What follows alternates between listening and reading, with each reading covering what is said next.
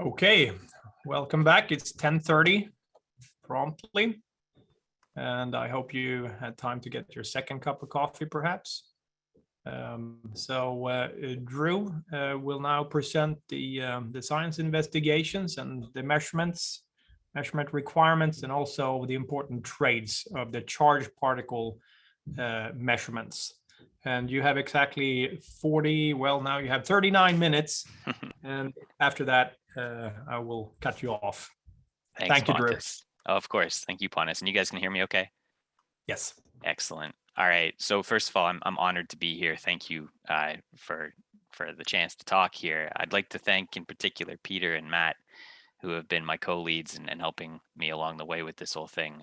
It's been an incredibly valuable experience for me, and hopefully will convince you that the science is extremely compelling for these in situ particle distributions, and also the fact that we can do this with existing technology and some good optimization of those pieces of technology. So if we go to the next slide, we'll jump right in. I'll start up front here with the science and walk through some of the main aspects of the science that we can do with these in situ particle instruments before we get into the discussion of what we've baselined now for the instrumentation design on Interstellar Probe in this feasibility study. So if we go to the next slide, I'll go quickly through these first two, but the main thing here is just that the Voyagers have discovered this new regime of space physics. They've really opened our eyes to this exciting new set of plasma conditions and interactions with between the heliosphere and interstellar space that have really blurred the traditional boundary between helio and astro.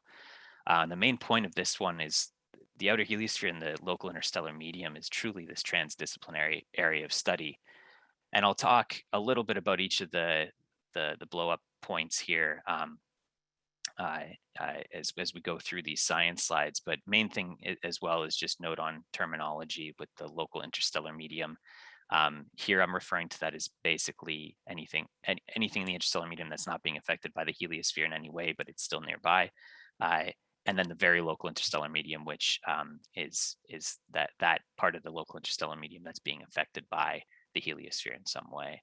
And like I said, I'll go through each of these different parts of the graphics here in the next few slides. So if you go to the next one, please. All right, so the first, and I'll highlight this in more detail going forward here, but the huge question here is what's the shape of our home in space? What is the shape of our heliospheric bubble? We have multiple different models and no general consensus as far as I can tell on whether the heliosphere has this extended heliotail, as shown on the left, has a more complex geometry like the croissant picture shown here in the middle, or if it's actually much more of a spherical bubble type heliosphere. Critical aspects to this include reconnection in and at the helio sheath and heliopause, turbulence and viscous interactions, partial pressures of the different populations, heliospheric interaction with the very local interstellar medium, and of course the nature of the local interstellar medium itself, that unperturbed plasma that our heliosphere is plowing through. I'll hit each of these points in detail moving forward here. But the main point here is that the in situ plasma moments and comprehensive particle distributions are required to advance upon the open questions and fill these observational gaps from the Voyagers and remote sensing observations. So really to further constrain these models and start to pinpoint exactly what the shape is, these in situ observations with the fully comprehensive particle distributions are really critical to add to what we already know from the Voyagers. We can head to the next slide. Now I'll start jumping into detail on each of the different aspects of the system here. And what I'm going to do is I'm going to walk from Earth and the inner heliosphere outwards in distance to the local interstellar medium. And as an intro to that, this figure from John Richardson is just fantastic because it does exactly that. These are Voyager observations from Earth on the left side at 1 AU, all the way out into the local interstellar medium out there past 100, it gets out to almost 140 AU, or 130, sorry. And what you can see with this is just the enormous range of in the plasma moments that are shown here, the range that we're looking at as we go from the inner heliosphere out into the outer heliosphere, crossing the termination shock into the heliosheath, crossing the heliopause, and then into the local interstellar medium. From the Voyagers, they crossed that termination shock between 84 and 94 AU in 2004 for Voyager 1 and 2007 in Voyager 2. This is an immensely interesting shock that we'll cover in another slide here. It's a reverse shock mediated by superthermal pickup ions. And that's known despite the fact that the Voyagers didn't actually directly measure pickup ions. That's one of these missing pieces of the puzzle left over from the Voyager observations. Once it crossed the termination shock, it entered into the heliosheath, which is this turbulent region of cold and very tenuous plasma. And interestingly, it observed the peak in anomalous cosmic rays, ACRs, not at the termination shock itself, which was something to be expected, but actually midway out through the heliosheath, which had some interesting implications that we'll cover in another slide here. Then getting to the outermost extent of our heliospheric, at least magnetic bubble, the heliopause itself, the two Voyagers crossed, despite their disparate locations, they actually crossed at very similar distances, heliocentric distances, in 2012 and 2018 respectively, out around 120 AU. And the heliopause crossings were very distinct boundaries for multiple reasons. You can see here on this plot from John Richardson over on the right, the plasma moments became unobservable basically with the Faraday cups on the Voyagers when they did cross that boundary, and that's due to the very, very cold, slow, and tenuous plasma that's in the very local interstellar medium there. You can see the estimated temperature is less than 3 EV in the local interstellar medium, and it's moving at only a few tens of kilometers per second. Despite that, though, it was still this very distinct crossing in the plasma, obviously, as shown here, but also in the lower energy galactic cosmic rays. Confoundingly, though, and this is one of the interesting mysteries remaining from the Voyagers, there was no strong rotation in the magnetic field at either of the Voyagers as they crossed that magnetic boundary, despite the fact that they were at these disparate locations. And then going into the very local interstellar medium, as I've already alluded to, the bulk plasma conditions there are only estimated since it's so cold, slow, and tenuous, as you can see with the missing data here on that plot once you've crossed the heliopause there on the right. And interestingly, the effects of heliospheric transients were observed with multiple of the instruments with the Voyagers beyond the heliopause, which really showed that is not a hard boundary whatsoever. It's this kind of permeable boundary through which solar transients and solar wind effects can actually transmit their energy and create signals and effects in the very local interstellar medium. So if we go to the next slide. So looking at collisionless shocks in the outer heliosphere and going into the very local interstellar medium, interplanetary shocks, those are of solar origin, extend out from where they're launched at the sun itself all the way out into the outer heliosphere and beyond. These shocks can of course be associated with what we know as coronal mass ejections, as well as co-rotating interaction regions, the regions of pileup between fast and slow moving solar wind streams. And in the outer heliosphere, these actually can merge and become these global merged interaction regions, which can extend a broad range of the heliosphere in longitude, and it can also have very strong shocks associated with them. I've already mentioned the termination shock. Diving into a bit more detail here on it, there's a couple figures on the right here of the Voyager crossings of one of the termination shock crossings by the Voyagers, in which you can see some of the classic kinetic structure of the shock observed in the magnetic field data there from Berlage et al. You can see the foot and ramp and overshoot regions of that. Those are all kinetic features of the shock ramp itself, and the shock, basically the immediate vicinity of the shock ramp. Those are of tremendous value to study from a very detailed kinetic physics approach, including not only high resolution magnetic field data, but also high resolution plasma distributions and moments and energetic particles. Both Voyagers crossed what was a quasi-perpendicular shock orientation, and that is the shock normal direction was more than 45 degrees in terms of angle with respect to the upstream magnetic field orientation. Interestingly, the Voyagers observed a very weak jump in the density. Typically, you expect about a factor of 4 jump in density across a shock boundary, but they only observed about a factor of 2. And we think the reason for this is most of the energy transferred by the shock is actually going into pickup ions and energetic particles. And the pickup ions in particular were not actually observed directly by the Voyagers. So that's that last bullet there under the termination shock is this critical piece of the puzzle in the energy budget, which is those observations, direct observations of the pickup ions themselves. And then finally, looking at shock-shock interactions. And by this one example that I mentioned just there is, say, one of these global merged interaction regions interacting with the termination shock itself. Converging shocks can be particularly effective at particle acceleration. As one shock crosses another, there's some very interesting plasma physics you can get into as well. And then, of course, looking at the shocks moving beyond the heliopause, as I was talking about in the last slide, and getting out into the interstellar medium, let alone whether or not we have any interstellar shocks themselves moving through the interstellar plasma. All right, so that's it for shock physics. We can move on to the next slide. Related to the shock physics is getting into anomalous cosmic rays. So anomalous cosmic rays are very high energy particles that are generated within our heliosphere.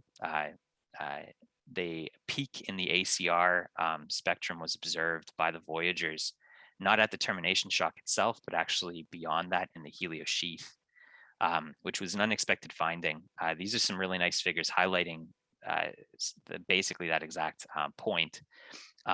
You can start in the bottom left with that schematic diagram showing the 2 Voyager trajectories, and the boundary there beyond the termination shock shown kind of with the gold shaded region. The edge of that, the outermost edge of that is the peak location as observed by the Voyagers of the ACR spectrum.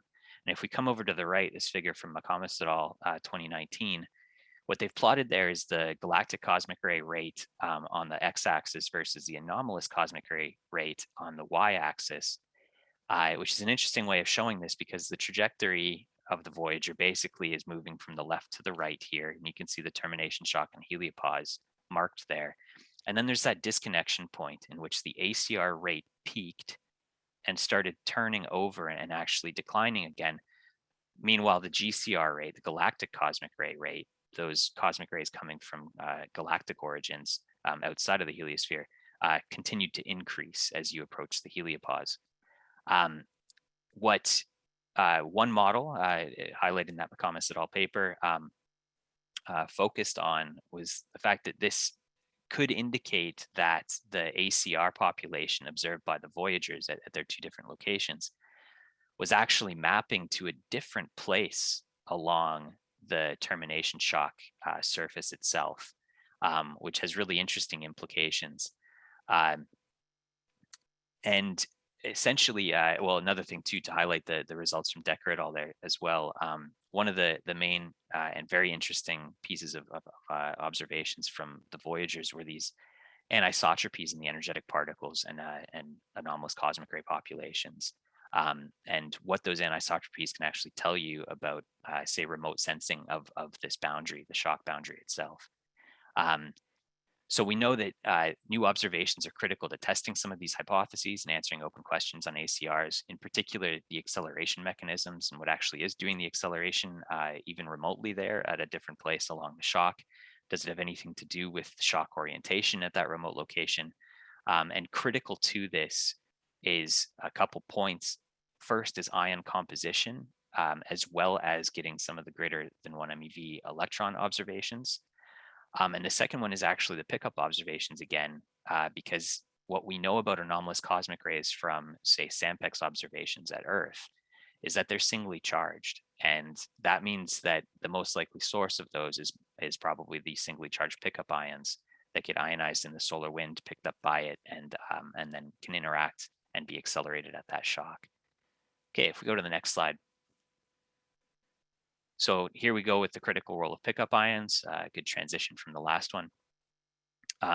So these pickup ions are neutral particles that come into the heliosphere from interstellar space, get ionized through a number of different possible mechanisms in the heliosphere. And as soon as they gain that electric charge, they are then very rapidly accelerated up by the solar wind electric field, the convection electric field, up to at most twice the velocity of the solar wind. So it's a very, very effective acceleration mechanism where you're picking up this low energy neutral particle and then accelerating it up to double the speed of the solar wind. Now, what happens is obviously there's a distribution of these pickup ions where the intensity of them actually varies with heliocentric distance. And as you load the solar wind with more and more of these pickup ions, you're mass loading it, and you can end up actually slowing the solar wind down. And what I'm showing on the right here, this figure from Elliott et al. 2019, is analysis using New Horizons data and observations of pickup ions ranging from 20 or so AU out to little, like I think it was 43 AU, shown on the x-axis of those two plots. And what they are showing there is the percent speed difference in the solar wind observed, and then compared to, say, adiabatic expansion only of the solar wind using these multi-point measurements from New Horizons, Stereo, and ACE. What they showed was that the solar wind density at New Horizons is consistent with adiabatic expansion. However, the temperature at New Horizons is not. That is inconsistent with this adiabatic expansion of the solar wind. And what they concluded based on the New Horizons observations and the basically modeling using several different methods is that by including the pickup ions, you can actually account for this slowdown in the solar wind out there from about 30 to 43 AU. That same process should continue happening, of course, as you move further and further out into the heliosphere, which is one thing that New Horizons should continue to illuminate us on as it moves out further towards termination shock. Now, these pickup ions are also extremely important for energy partitioning at the termination shock, which is a point I've somewhat alluded to, but not quite yet. Some of the basically some of the mysteries and kind of unexpected observations from the voyagers at the termination shock were accounted to the role of pickup ions and this additional very significant population of heavier ions accelerated up to significant energies, and how those actually are playing a significant role there in the force balance and energy partitioning at the shock itself. This important role continues on into the heliosheath and at the heliopause itself. Of course, these populations of these heavy ions that are picked up and carried by the solar wind continue to play this important role in the force balance right out in the heliosheath and that turbulent region, as well as at the heliopause and how the heliosphere itself is standing up against the interstellar plasma. I already mentioned the seed population of anomalous cosmic rays, so I won't talk about that anymore. And then, of course, effects in the very local interstellar medium and the local interstellar medium itself. The pickup ions, of course, continue outwards, and you also have significant pickup ion population out in the very local interstellar medium. And again, this is pretty unexplored territory in terms of direct observations with these at such large heliocentric distances. So we can go to the next slide. Okay, I'll go through this one pretty quickly because I don't want to steal Bob's thunder later on. But looking at the Ibex and Cassini ribbon and belts in energetic neutral atoms, I have some examples here of the data from Ibex on the right. That's from a McComas et al. Paper. And then also from Comregis et al., the Cassini belt data, which was at about an order of magnitude higher in energy than the IBEX ENA observations. And of course, this simulated result from IMAP shown there in the middle, which also shows the Voyager 1 and Voyager 2 crossing locations of the heliopause. The main point that I'll make here, and I think Bob will probably talk about this significantly more later on, is that an interstellar probe will provide the first in situ observations of critical populations through the source regions of the interstellar ribbon and belt. In particular, again, those pickup ion distributions in the range from less than 1 keV to greater than 10 keV at and beyond the heliopause. And importantly, some of the key conditions, the plasma conditions, including the magnetic field, the plasma density, and moments, temperature, and velocity, as well as the pickup ion distributions and neutrals, are all key to understanding the ribbon and belt source models. And many of those observations are simply not made by the Voyagers. So to constrain our models on how exactly, basically what the universe is telling us about the nature of the heliopause in these ENA results that are made from inside the inner heliosphere, these in situ observations of the particle distributions are critical to really constraining those models. So we can go to the next slide. Like I said, I'm not going to spend too much time on this one. All right, I've already mentioned the shape of the heliosphere itself, but now let's look in more detail at the heliopause and then the connections to the very local interstellar medium. So what is the exact nature of the heliospheric boundary? As I've already mentioned multiple times now, there are these big open questions from the Voyagers, not only on the size and shape of the entire heliosphere, but also just on the boundary, the heliopause itself. And for instance, that confounding lack of the magnetic field rotation at both Voyager crossings. That tells you right away that the heliopause is in a perfect tangential discontinuity. So it's not entirely closed from the very local interstellar medium there on just the other side of that boundary. This gets into some intriguing possibilities for boundary layer physics and viscous boundary interactions. For example, you can think of Kelvin-Helmholtz instability there. And of course, active reconnection along that boundary, let alone within the heliosheath itself and the very local interstellar medium very near that boundary. So there's some major questions then on what exactly the nature of the boundary layer physics there is. The effectiveness then and implications of understanding that boundary on the effectiveness of GCR shielding, this galactic cosmic ray shielding, and sources of energetic particle anisotropies that are another one of the confounding and very intriguing observations made by the Voyagers, both in the LECP, the LECP, which is the lower energetic charge particle range. So that's hundreds of keV to MeV kind of thing, all the way up through the GCR energy ranges. You're seeing these distinct anisotropies, angular anisotropies in the distributions of these very energetic particles. And then this is an intriguing one that came up from this last bullet here is an intriguing point that came up from this feasibility study. The fact that these light ion species, and by that I mean lithium, beryllium, and boron, in terms of relative abundance, there's a very distinct difference between what the solar system has in those light ions compared to what the interstellar medium has.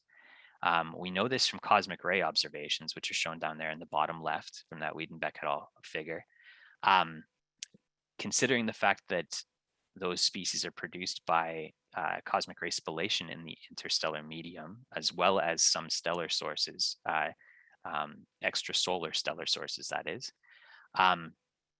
that relative abundance should extend down into the lower energies.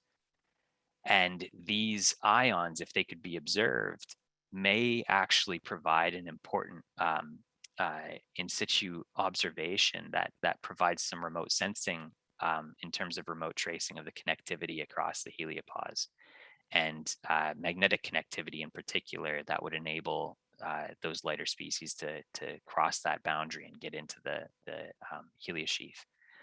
So that's an interesting aspect there. And if you see the way that we've highlighted that some of the mass resolution as we get to the instrument discussion, you'll understand why I'm bringing this up here. Or actually, you'll understand why those requirements are there. All right, so moving on. All right, plasma characteristics of the very local interstellar medium. I'm going to pick up the pace here too. One big question is whether we have a bow shock or a bow wave on the upstream side of the heliosphere in the interstellar medium. That's a major one that also has some important implications for the driving of the upstream heliopause and the interaction with the very local interstellar medium. And then I've already mentioned as well the extent of heliospheric influences, like these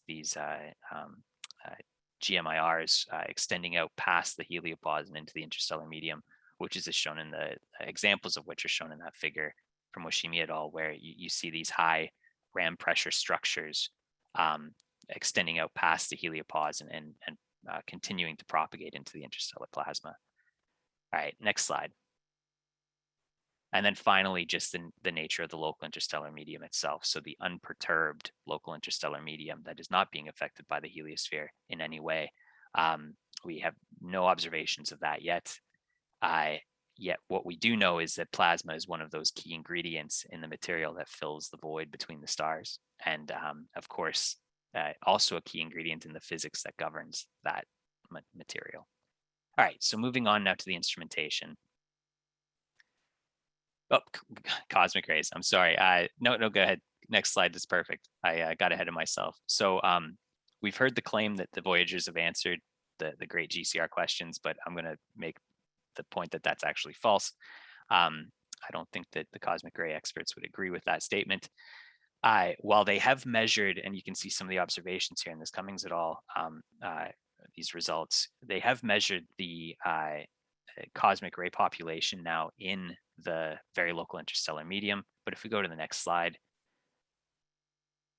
the key thing is they've measured some of the GCR spectra in the very local interstellar medium. I'll point you to the Wiedenbeck et al. 2007, 2013, and the Mewalt et al. 2013 papers there, which highlight some of the new observations that could be made that would further build upon the understanding that's been developed now from the Voyagers.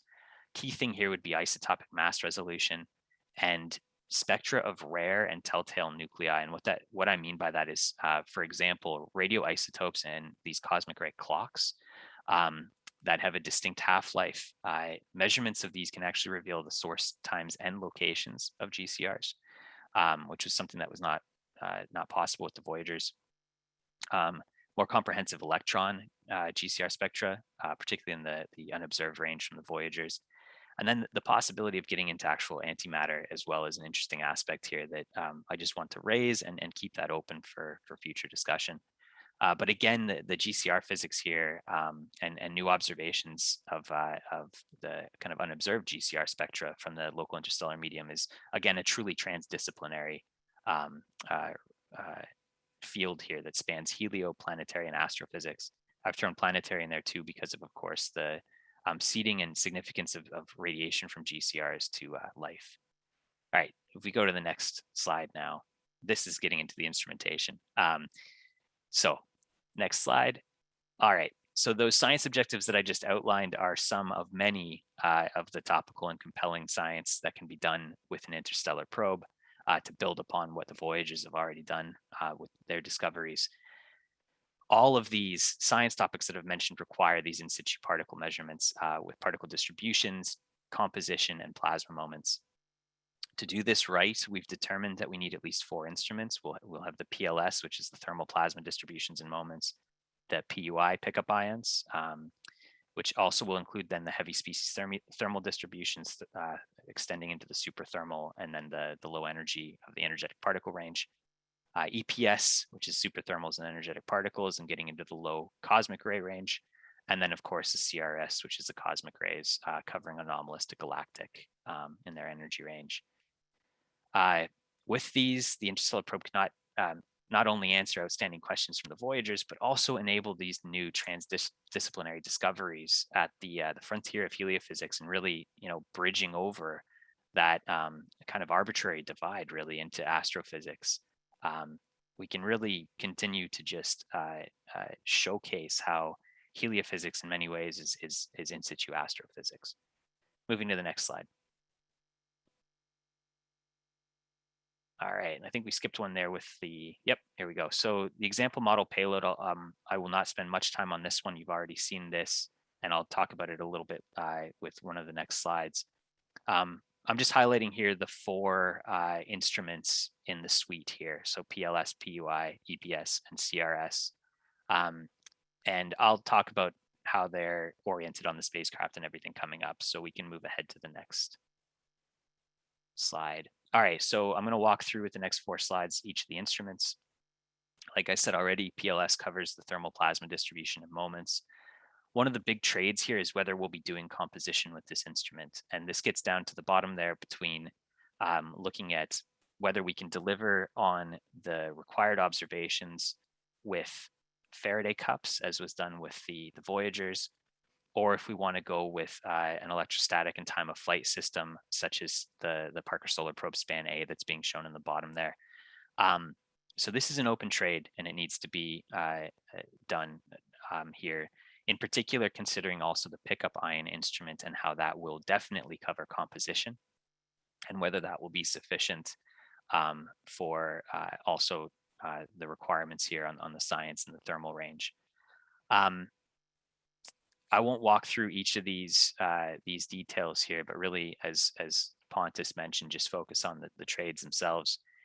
Key thing here again, though, is the plasma instrument. The main thing, one of the driving aspects on the design here, is that we need to be able to resolve the distributions and measure the distributions in the very local interstellar medium and the local interstellar medium.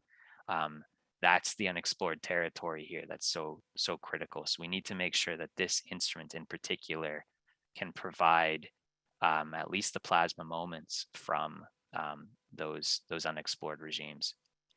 And another key aspect here, this was a good one that came out of the engineering analysis with the feasibility study, is that the predicted spacecraft charging in the outer heliosphere and the local interstellar medium is less than about plus 5 volts, which is actually good. That's very good for us.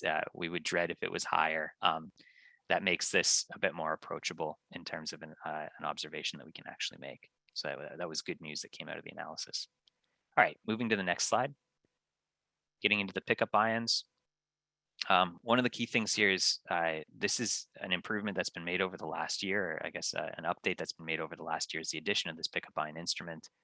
The reason for that is when we actually looked at some of the driving requirements of being able to measure both the cold and tenuous slow thermal plasma in the local interstellar medium and the pickup ions in the outer heliosphere to local interstellar medium, we decided pretty quickly that it would be unwise to shoehorn all of those requirements into one instrument, which may end up rendering one or the other unobservable. So instead, we said, well, let's just design 2 instruments, PLS and pickup ions, such that we can guarantee that we're going to get observations, those critical observations of both. So obviously, with the pickup ions, a key thing is indeed the composition as well as distinguishing charge states. So this dictates some kind of electrostatic analyzer plus time of flight system, such as was flown on Ulysses with SWIX. And as Pontus already mentioned as well, a key aspect here is taking a look at the basically the required wide field of view of the instrument versus multiple sensor heads, and taking into account the geometric factor considerations there. And I should note too that in the final report that we're preparing now, and with all of these details that we're showing here for each of the instruments, we've done our best to estimate the expected distributions and intensities in particular of the target species and target species based on the latest reported in the literature, an example of which is shown down there at the bottom from McComas et al. 2017, in which they estimated the pickup ion intensities out at 98U. So when you see the energy ranges and resolutions and the geometric factors, Please keep in mind that all of those were calculated based on current best estimates, if not the actual observations of the relevant distributions. All right, next slide. So the energetic particle sensor, we're lucky with this one because we have the LECP instruments on the Voyagers. So we have a lot better understanding of what we're looking for with this instrument. It will be handling composition, also with the goal there of electrons in the gap range between the lower energy instruments and the cosmic ray instrument. One of the key things that we'll be looking for here is particle anisotropies. So good comprehensive angular distributions are desired. That's true, actually, the good comprehensive angular distributions is true for all of these particle instruments. And that's why you'll see in one of the next slides on all of these that it's requiring a spinning spacecraft for 4 pi steradian coverage. So not only do we have these nice fan fields of view or even all sky fields of view like we've got here with EPI-low, but then we're rotating those as well to fill out the full 4 pi steradians. And in the interest of time, let's go to the next slide, which is the cosmic ray instrument. Big thing here is we did a good analysis on not only the distributions that we know now from the Voyagers of these elemental species, but also looking at some of the rarer isotopes and some of the rarer elemental species as well, to get an estimate of just what kind of geometric factor we'd want with a future instrument. We'd want to take advantage of the Parker Solar Probe EPI-high DEDX aspect on measurements with these to distinguish basically right down to isotopic resolution. And we'd want to go with a very large geometric factor, which will just bolster the counts all around, in particular for those rarer species. And also, of course, take a look at a spinning spacecraft, but all combined, this is all quite feasible with existing technology, which is a nice thing. If you go to the next slide. So this is looking at the swap. You can see the mass and power allocations here for each of these instruments in the suite. These are all reasonable. I'm quite confident that we'll be able to deliver, given these allocations, the observations that we will need to actually close on the science. You can see the considerations for mounting. Basically, these particle instruments are mounted out on a truss from the spacecraft, such that they can see out past the large dish that's used for communications. Of course, that dish is pointed back at Earth, which is basically back at the sun. So when we're in the heliosphere, we need to be able to see out past that to be able to get the radial solar wind, but also just not to have this giant blind spot from the dish itself. So that's all been taken into account with how these instruments are mounted on the spacecraft. And if you've ever seen any images of the Voyagers, that may look familiar in terms of these things being mounted out further like that. And then I love the two graphics down at the bottom there in the bottom left, showing the percentage of the science questions addressed with the charged particle suite in particular, which is the leftmost percentage there at 38%. And then the percentage of allocated payload mass for that being about 30%. So I think that in terms of the science per mass, at least, we outweigh how much we actually weigh, which is great. All right, next slide. I'm finishing up now. This is, I think, my last slide. Feasibility. Main takeaway point here is that with all 4 of these instruments, we can deliver on those required measurements and longevity, considering this 50-year mission lifetime, with existing technology and realistic and reasonable modifications to existing instrument designs. So the baseline designs, don't expect that those will be exactly what we are proposing should be flown here. We should actually take those and the technology that goes with those and modify them to optimize them for what we want to do with Interstellar Probe. Some technology development that's desired would be miniaturization and efficiency considerations. And of course, designing those, the Interstellar Probe instruments for this longevity and the extremities of the environment that it's going into. I mentioned the outstanding trade studies, just to recap on that with the last 30 seconds or so. For plasma pickup ion and energetic particle sensors, we want to take a particular look at the instrument geometric factor and optimizing that. And then design considerations for the geometric factor and the high signal to noise ratios and how we really balance those.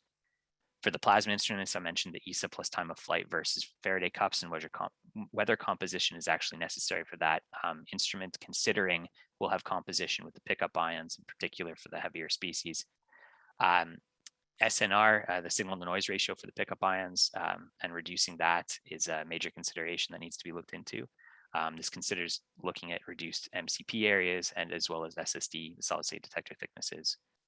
And then for each, we need to consider improvements upon the Voyager observations and filling those critical gaps that are remaining from the Voyager observations themselves. And I'll stop right there. Thanks. I believe, Drew, that was on the second, actually. Yeah. Thank you very much. Yes.